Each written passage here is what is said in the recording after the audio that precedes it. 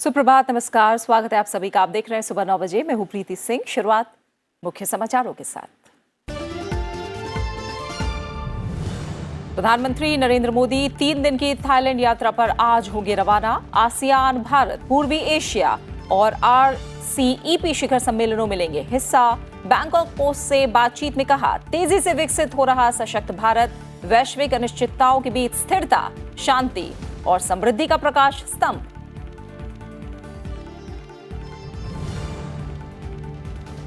Iran पर प्रतिबंधों के मद्देनजर बाजार में तेल की पर्याप्त आपूर्ति के लिए अमेरिका और उसके सहयोगी कर रहे हैं काम। दिल्ली में 7वें भारत अमेरिका आर्थिक और वित्तीय साझेदारी बैठक के बाद अमेरिकी वित्त मंत्री का बयान। आतंकी फंडिंग और मनी लॉन्ड्रिंग पर रोकथाम के उपायों पर भी हुई चर्चा।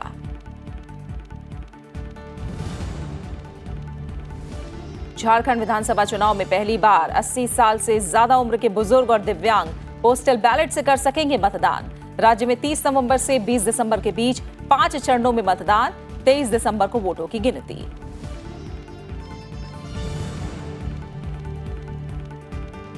टोक्यो ओलंपिक टिकट से एक कदम दूर भारतीय हॉकी टीम। भुवनेश्वर में ओलंपिक क्वालिफायर के पहले मैच में पुरुष टीम ने रूस को 4-2 और महिला टीम ने अमेरिका को 5-1 से दी मात। दोनों टीमों का दूसरा मुकाबला आज।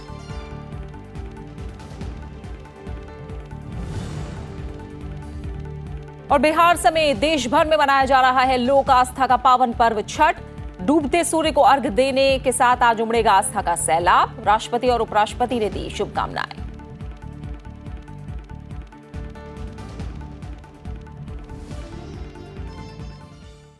आसियान, भारत, पूर्वी एशिया और RCEP शिखर सम्मेलनों में हिस्सा लेने के लिए प्रधानमंत्री नरेंद्र मोदी 3 दिन की थाईलैंड यात्रा पर आज रवाना होंगे। इस दौरान उनका जोर व्यापार, समुद्री सुरक्षा और संपर्क जैसे प्रमुख क्षेत्रों में क्षेत्रीय सहयोग को मजबूत करने पर होगा। प्रधानमंत्री नरेंद्र मोदी थाईलैंड के प्रधानमंत्री प्रयुत चान-ओ-चा के निमंत्रण पर बैंकॉक जा रहे हैं। इस दौरान प्रधानमंत्री नरेंद्र मोदी 16वें आसियान भारत सम्मेलन, 14वें आसियान एशिया सम्मेलन और तीसरे क्षेत्रीय व्यापक आर्थिक भागीदारी यानी RCEP सम्मेलन समेत कई कार्यक्रमों में शिरकत करेंगे। प्रधानमंत्री आज शाम बैंकॉक पहुंचेंगे और उनका पहला कार्यक्रम नेशनल इंडोर स्टेडियम में भारतीय समुदाय को संबोधित करने का होगा, जहां प्रधानमंत्री गुरु नानक देव की 550वीं जयंती के उपलक्ष्य में स्मृति सिक्का जारी करेंगे। 3 नवंबर को वो कारोबार संबंधी कार्यक्रम में हिस्सा लेंगे और फिर थाई प्रधानमंत्री के साथ आसियान भारत शिखर सम्मेलन की सह अध्यक्षता करेंगे। सम्मेलन से इतर प्रधानमंत्री कई द्विपक्षीय वार्ताएं भी करेंगे। Strengthening ASEAN and ASEAN-led mechanisms, enhancing connectivity, whether it is sea, land, air, digital, people-to-people, deepening our economic partnership, enhancing cooperation in the digital domain, including cybersecurity, and improving maritime cooperation are some of the key themes of India-ASEAN cooperation. Prime Minister has 3 important engagements. Prime Minister will attend a special lunch hosted by the Thai Prime Minister for the leaders of the East Asia participating countries, and the leaders in this platform will exchange views on progressing the global sustainable development agenda. The agenda for the forthcoming East Asia Summit is to review the future direction of EAS cooperation and exchange views on regional and international issues.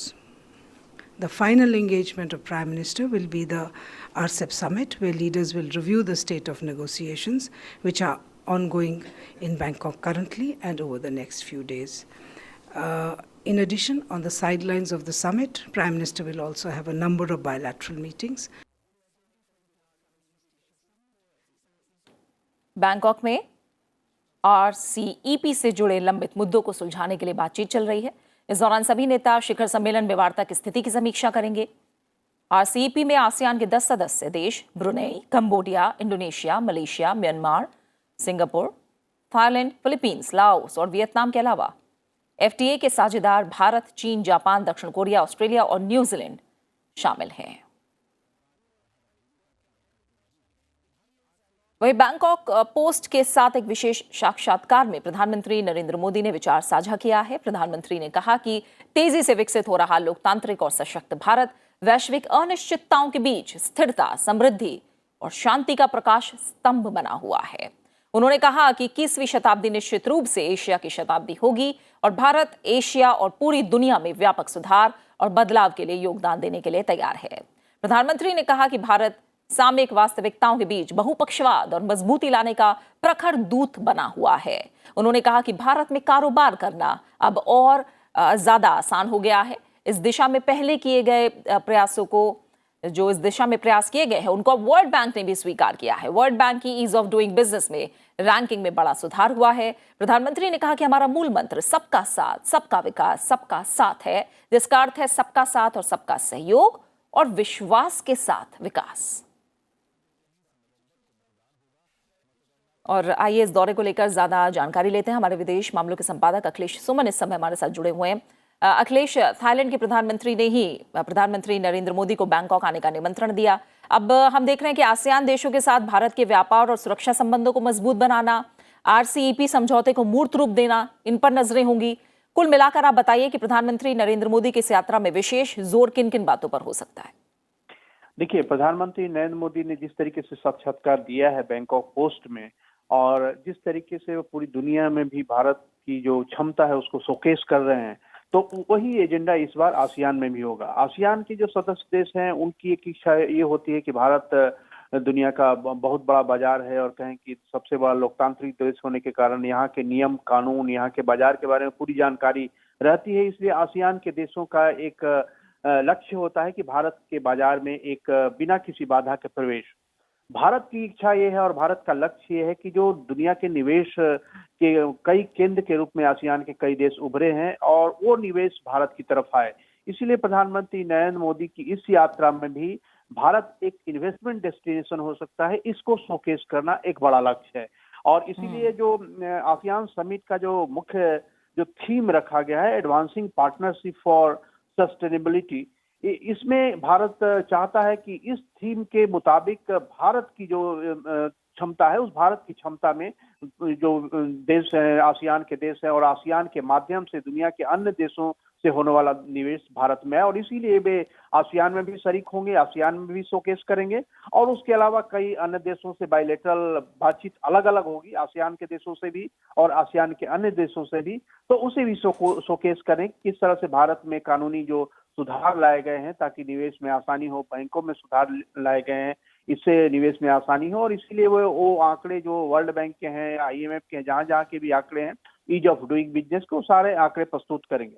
दूसरी जो सबसे अहम बात है इस यात्रा की वो है प्रीति RCEP की बात। तो RCEP एक तरीके से कहें कि जो WTO में जो निगोशिएशंस हुए थे इनिशियल डेज में, उसी तरह के निगोशिएशंस RCEP में भी होने वाले हैं। और जानती हैं कि RCEP में चीन जैसा देश भी है, शामिल है और RCEP के माध्यम से भारत को या दुनिया के अन्य देशों को भी एक भय है कि कहीं चीन का सामान डंपिंग न होने लगे, किसी अन्य देशों के में जाए चीन का सामान और फिर भारत में आए, तो इससे बचने के क्या उपाय? बिल्कुल, इस पर भी नजरें होंगी कि जो RCEP समझौता है उसे किस तरह से मूर्त रूप दिया जा सकता है इस यात्रा के दौरान। फिलहाल बहुत बहुत शुक्रिया अखिलेश सुमन आपका हमारे साथ जुड़ने के लिए, इस जानकारी को हम तक पहुंचाने के लिए। खबरों में आगे बढ़ते हैं। रक्षा मंत्री राजनाथ सिंह शंघाई सहयोग संगठन की बैठक में हिस्सा लेने के लिए उज्बेकिस्तान के दौरे पर हैं। रक्षा मंत्री ताशकंद में आज शंघाई सहयोग संगठन के शासनाध्यक्षों की परिषद की 2 दिवसीय बैठक में भारत का प्रतिनिधित्व करेंगे। रक्षा मंत्री राजनाथ सिंह आज उज्बेकिस्तान के विदेश मंत्री के साथ भी बैठक करके रक्षा क्षेत्र में आपसी हितों से जुड़े मुद्दों पर चर्चा करेंगे। इससे पहले कल रक्षा मंत्री राजनाथ सिंह ने ताशकंद में पूर्व प्रधानमंत्री लाल बहादुर शास्त्री के स्मृति स्थल जाकर उन्हें श्रद्धांजलि दी। रक्षा मंत्री ने बच्चों से भी मुलाकात की और उनसे काफी देर तक बातचीत की। 2017 में SCO में भारत के सदस्य बनने के बाद SCO शासनाध्यक्षों की परिषद की ये तीसरी बैठक होगी। पिछली 2 बैठक 2017 में रूस के सोची और पिछले वर्ष ताजिकिस्तान के दुशांबे में हुई थी। थोड़े समय में ही जो कुछ भी उन्होंने किया है उसे आज भी बच्चा बच्चा भारत का याद करता है। और मुझे तो ये जानकर आश्चर्य हुआ कि उज्बेकिस्तान में लोग शास्त्री से कितना प्यार करते हैं आज भी।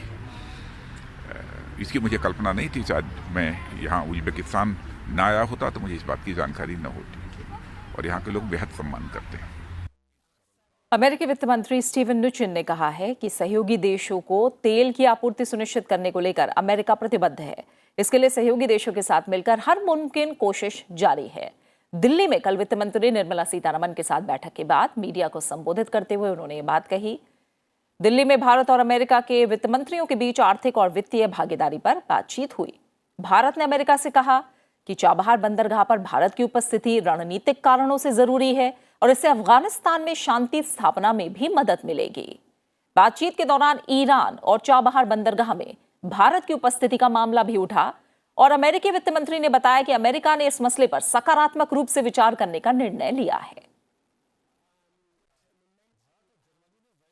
From our side, we did explain the Indian position, particularly the need for us to maintain land-based access to Afghanistan, particularly, therefore, the need for us to have the Chabahar link and through Chabahar, the rail link with which we are able to reach out to Afghanistan, and also recently how successfully Afghanistan was able to export 700 tons of quite large quantity of the agricultural produce using this access to seaport. Also for strategic and other reasons, it was important for us to continue with that, and that, to my understanding, is well heard and taken cognizance of by the American side. So we've explained the need for us to have to maintain our links through Chabahar for Afghanistan's sake, considering the extent of our commitment for developing the social and other infrastructure in Afghanistan. Also in the context of Pakistan continuously denying us access through land route. We've been working with our allies to make sure that there is significant supply in the market of oil to offset the sanctions. I just came from the Middle East and was in Saudi Arabia, where I met with the energy minister and others, and I think they and others have done a very good job. We look forward to working with India on LNG and expanding their capabilities, but we had productive discussions. German की chancellor Angela Merkel Bharat के दौरे पर हैं। दिल्ली में आज वो कारोबारी जगत के प्रतिनिधिमंडल से मुलाकात की। जर्मन चांसलर मानेसर गुड़गांव में continental automotive components India private limited का भी दौरा करेंगी। जर्मनी लौटने से पहले chancellor Dwarka sector 21 metro station भी जाएंगी। इससे पहले 3 दिन की यात्रा पर दिल्ली आई जर्मन चांसलर एंजेला मर्केल कल प्रधानमंत्री नरेंद्र मोदी के साथ शिखर वार्ता में शामिल हुई। भारत जर्मनी अंतर सरकारी परामर्श के रूप में स्थापित इस वार्ता के बाद दोनों देशों के बीच 22 समझौतों पर हस्ताक्षर हुए। दोनों देशों के बीच हुए समझौतों में खास तौर पर 5 समझौते दीर्घकालीन योजना के तहत संपन्न हुए, जिनमें विदेश नीति संपर्क, रेलवे और अन्य रणनीतिक प्रोजेक्ट, पर्यावरण के अनुकूल यातायात और आर्टिफिशियल इंटेलिजेंस और समुद्री कचरे को रोकने के उपाय शामिल हैं। इसके अलावा स्टार्टअप, आर्थिक सहयोग और फुटबॉल और जर्मनी में भारतीय लोगों को रोजगार से संबंधित समझौते भी हुए। दोनों नेताओं ने विस्तार से आर्थिक सहयोग को बढ़ाने के उपायों पर चर्चा की। आतंकवाद के खिलाफ लड़ाई में आपसी सहयोग को और मजबूत करने पर भी बातचीत हुई। दोनों नेताओं ने कहा कि वो आतंकवाद और उग्रवाद को बढ़ावा देने वाले तत्वों पर संयुक्त निगरानी रखेंगे। अलगाववाद और उग्रवाद में शामिल लोगों के खिलाफ शिकंजा कसने के लिए साइबर सुरक्षा के क्षेत्र में भी साथ मिलकर काम करेंगे।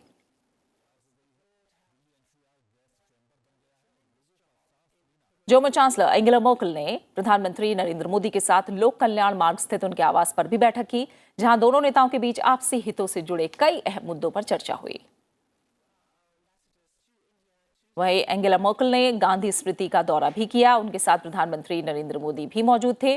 गांधी स्मृति में जर्मन चांसलर और प्रधानमंत्री ने महात्मा गांधी को भावभीनी श्रद्धांजलि दी। प्रधानमंत्री ने जर्मन चांसलर को गांधी स्मृति के बारे में बताया। एंजेला मर्केल ने विजिटर बुक में अपने संस्मरण भी लिखे। इसके अलावा जर्मन चांसलर एंजेला मर्केल ने राष्ट्रपति भवन में राष्ट्रपति रामनाथ कोविंद से मुलाकात की। दोनों के बीच कई मुद्दों पर बातचीत हुई।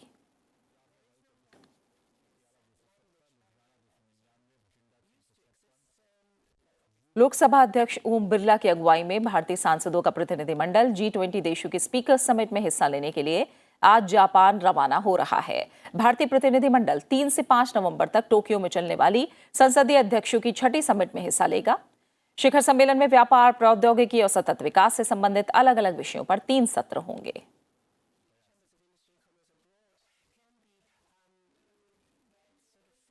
झारखंड विधानसभा चुनाव की तारीखों का ऐलान कर दिया गया है। 81 विधानसभा सीटों वाले झारखंड में 30 नवंबर से शुरू होकर 5 चरणों में चुनाव होंगे, जबकि 23 दिसंबर को वोटों की गिनती होगी। झारखंड में विधानसभा चुनाव का बिगुल बज चुका है।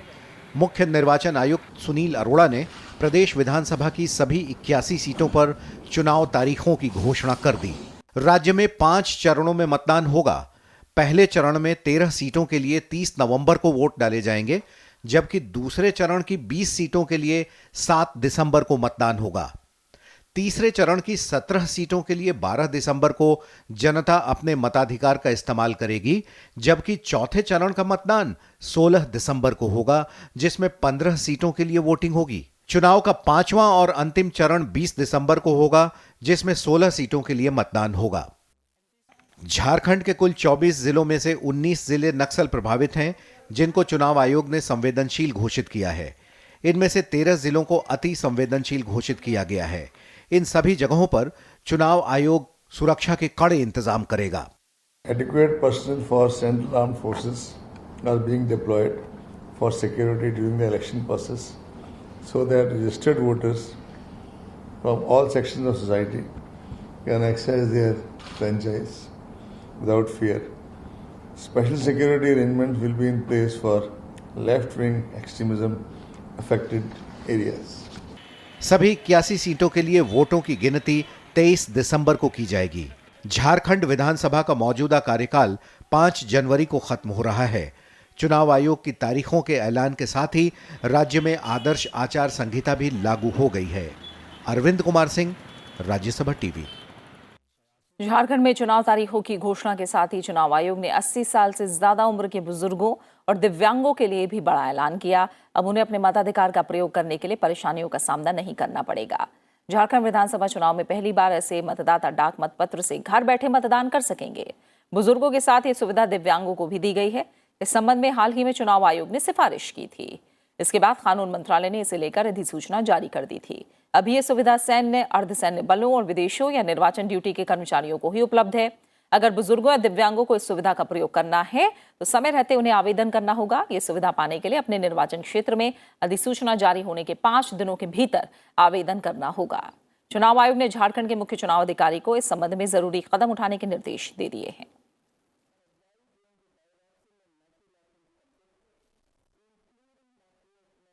वायु प्रदूषण से दिल्ली एनसीआर को फिलहाल राहत मिलने के आसार नहीं दिख रहे हैं। आज सुबह से हवा बेहद जहरीली बनी हुई है। कई जगहों पर प्रदूषण ने शुक्रवार को रिकॉर्ड भी तोड़ दिया। आज प्रदूषण स्तर शुक्रवार के मुकाबले ज्यादा है। दिल्ली में लगातार खतरनाक हो रहे प्रदूषण स्तर को देखते हुए ईपीसीए ने हेल्थ इमरजेंसी घोषित कर दी है। दिल्ली सरकार ने सभी स्कूलों को 5 नवंबर तक बंद रखने का आदेश दिया है।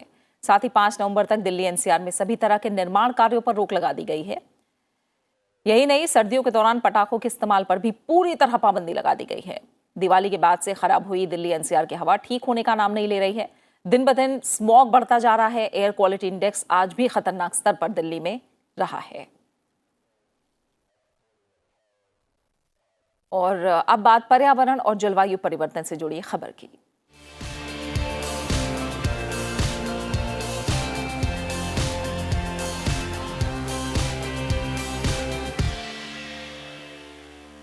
अंतर्राष्ट्रीय सौर गठबंधन में 2 और देश शामिल हो गए हैं। अब इसकी सदस्य संख्या बढ़कर 83 हो गई है। दिल्ली में गठबंधन के दूसरे अधिवेशन में इरिट्रिया और सेंट किटीज एंड नेविस ने समझौते पर हस्ताक्षर किए। सम्मेलन में बिजली मंत्री और सौर गठबंधन के अध्यक्ष आर.के. सिंह ने सौर ऊर्जा के बढ़ते महत्व का जिक्र किया। उन्होंने सौर गठबंधन को मजबूती देने के भारत के प्रयासों को दोहराया। पर्यावरण संरक्षण के लिए भारत और फ्रांस ने मिलकर अंतर्राष्ट्रीय सौर गठबंधन ISA की स्थापना की है। पर्यावरण को स्वास्थ्य के अनुकूल बनाने और कार्बन उत्सर्जन को कम करना आज दुनिया के समक्ष अत्यंत महत्वपूर्ण मुद्दा है। इस साल संयुक्त राष्ट्र जलवायु परिवर्तन सम्मेलन में प्रधानमंत्री नरेंद्र मोदी ने 2022 तक नवीकरणीय ऊर्जा क्षमता बढ़ाकर 175 गीगावाट करने और बाद में इसे 450 गीगावाट करने का संकल्प लिया था।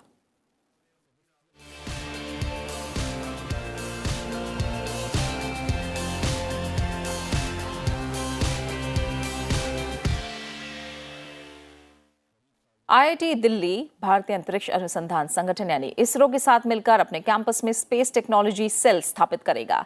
ये बात दिल्ली के भारतीय प्रौद्योगिकी संस्थान के निदेशक प्रोफेसर वी रामगोपाल राव ने आईआईटी की आज होने वाले 50वें दीक्षांत समारोह को लेकर हुई एक प्रेस कॉन्फ्रेंस में कही।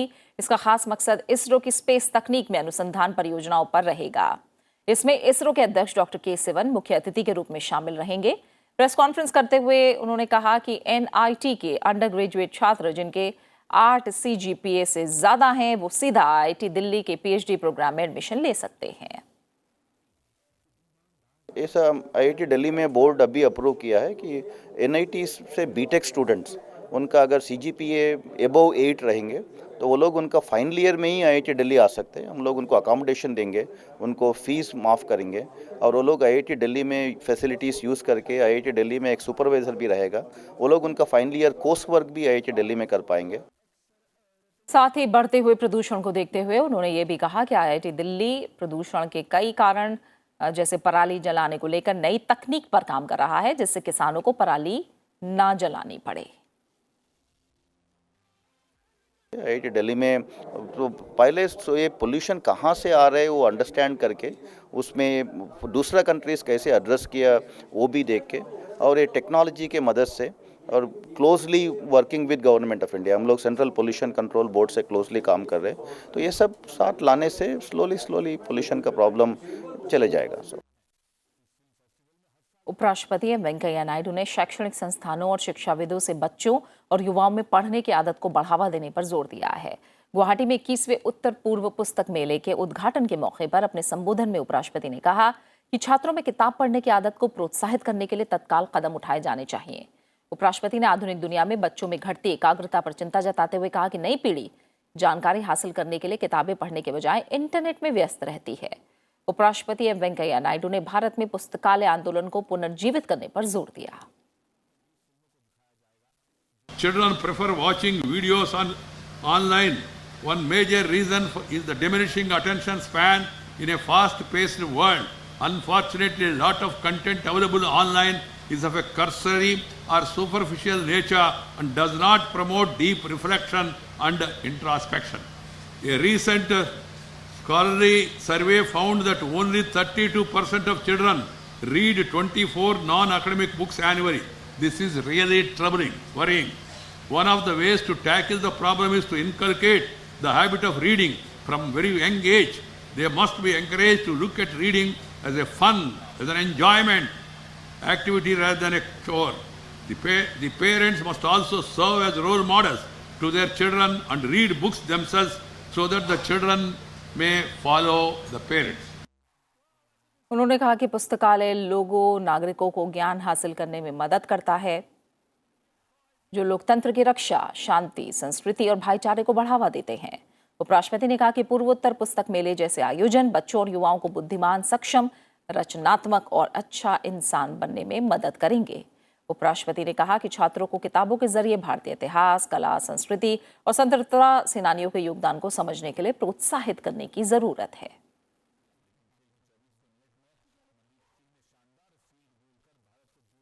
We are every year we are organizing this book fair, and we think we are much successful in this regard. And this year we think around 273 participants stalls are there in this book fair, and our Baki other year also Bangladeshi stall is also there, and next time we are trying to bring more foreign publishers. Here like we meet people, we know what books are actually like, and हाँ तो वही मतलब पता चलता है कि books कैसे हैं, मतलब क्या होता है। तो अगर हाथ में आपका बुक्स हो तो पढ़ने का और भी मन होता है। बात खेलों की। FIH ओलंपिक क्वालिफायर्स टूर्नामेंट में भारतीय महिला और पुरुष टीम ने जीत हासिल की है। इसके साथ ही दोनों टीमें टोक्यो ओलंपिक 2020 के लिए क्वालिफाई करने से बस एक कदम दूर हैं। अगर आज होने वाले मुकाबले को भी भारतीय महिला और पुरुष टीम जीत जाती हैं तो वो ओलंपिक के लिए क्वालिफाई कर जाएंगी। मैच के दौरान केंद्रीय खेल मंत्री किरण रिजिजू भी मौजूद रहे। ओडिशा के कलंगा स्टेडियम में खेले गए पहले मुकाबले में भारतीय महिला हॉकी टीम ने 13वें स्थान की टीम अमेरिका को 5-1 से शिकस्त दी। भारत की तरफ से गुरजीत कौर ने 2, लिलिमा मिज, शर्मिला देवी और नवनीत कौर ने 1-1 गोल दागे। आज भी भारत और अमेरिका की महिला टीमों के बीच मैच खेला जाना है। वहीं भारत और रूस पुरुष हॉकी टीमों के बीच हुए मुकाबले को भारतीय टीम ने 4-2 से जीतने में सफलता हासिल की। भारतीय पुरुष टीम की तरफ से मनदीप ने 24वें और 53वें मिनट में गोल किया, जबकि हरमनप्रीत सिंह ने 5वें, एसवी सुनील ने 48वें मिनट में गोल किए। बिहार समेत देश के विभिन्न हिस्सों में लोक आस्था का महापर्व छठ पूरी आस्था और उल्लास के साथ मनाया जा रहा है। गुरुवार से नहाय खाए के साथ छठ का महापर्व शुरू हो चुका है। आज व्रत करने वाले लोग निर्जला उपवास रखकर शाम को अस्त होते सूर्य को अर्घ्य देंगे। कल यानी रविवार सुबह उगते सूर्य को अर्घ्य देने के साथ ही व्रत समाप्त हो जाएगा। छठ पूजा को लेकर बाजार सजे हुए हैं। घाटों पर रौनक है। नदी और तालाबों के किनारे घाट रोशनी से सराबोर हैं। श्रद्धालुओं की सुविधा के लिए प्रशासन ने इंतजाम किए हैं। दुर्घटना से बचने के लिए एनडीआरएफ की टीमें भी तैनात हैं। छठ को लेकर राष्ट्रपति और उपराष्ट्रपति ने देशवासियों को शुभकामनाएं भी दी हैं।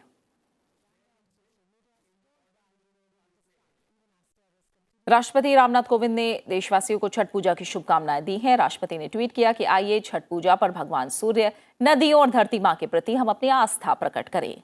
ये पर्व हम सभी के जीवन में खुशहाली लाए और हमें प्रकृति का सम्मान करने के लिए प्रेरित करे।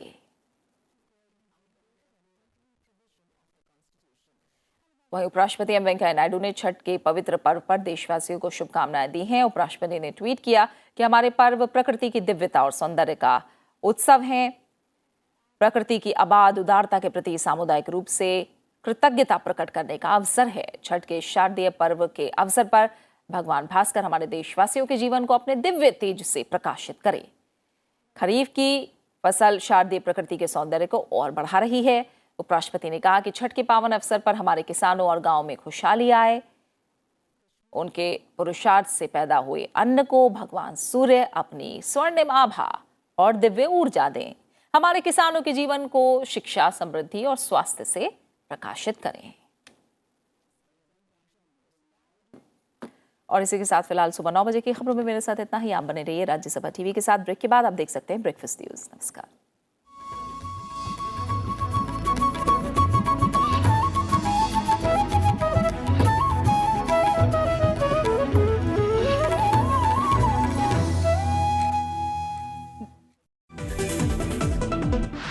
निर्यात के 1 ट्रिलियन के लक्ष्य को पाने की राह में क्या है चुनौतियां?